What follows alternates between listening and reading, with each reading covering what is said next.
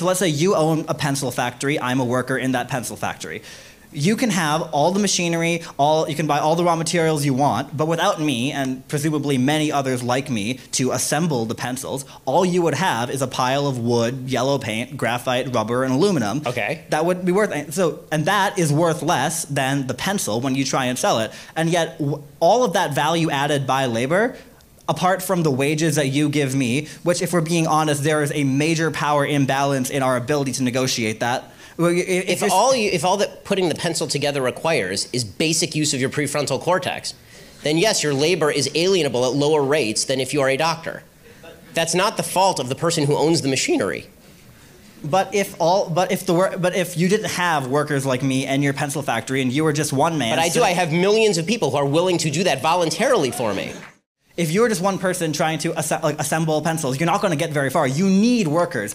Capital needs labor infinitely more than labor needs capital. That's why you have worker cooperatives where the workers are the ones... I fundamentally disagree on the distinction between capital and labor. Capital is just a term for money. If you're talking about money, money does not grow from the ground. Money only has value because it was traded for labor at one point or the products of labor. So if I take my money and I buy machinery, I have invested my labor in doing that because I didn't get the money from nowhere. Even if I got it from my parents didn't get the money from nowhere. The people who built the machines required me to trade something of value to them in order for me to obtain the machines. The people who invented the machines required people to pay them in order to get the patent to that machine so they could build the machine.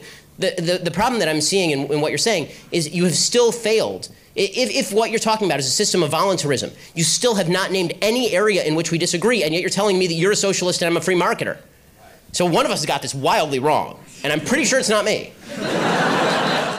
The differentiation I draw, and I'm not alone in this, I'm not one person trying to redefine anything, the differentiation I and many others like me draw between socialism and capitalism is that under capitalism, when you as the owner of the factory, you give me a wage. The wage could be $7.25, it could be $15, it could be whatever an hour, right? But you give me a wage.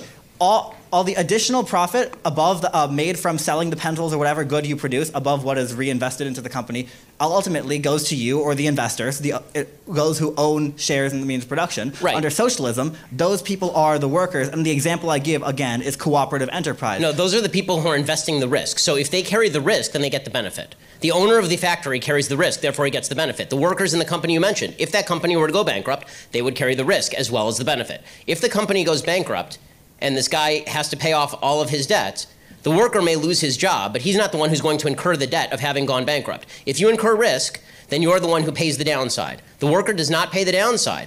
Okay, it is the investor who pays the downside, who invested in all the machinery, who sunk millions of dollars into making your labor productive. Because guess what? Your labor is without that machinery.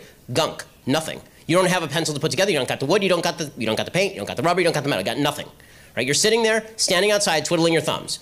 It required somebody to invest. Who do you think put more in? The guy who spent millions of dollars buying all the machinery, leasing the place, making sure there was a management structure, doing the LLC formation, making sure all the tax code was in compliance, or you standing outside because you can stick a piece of graphite into a piece of wood? Now we're done.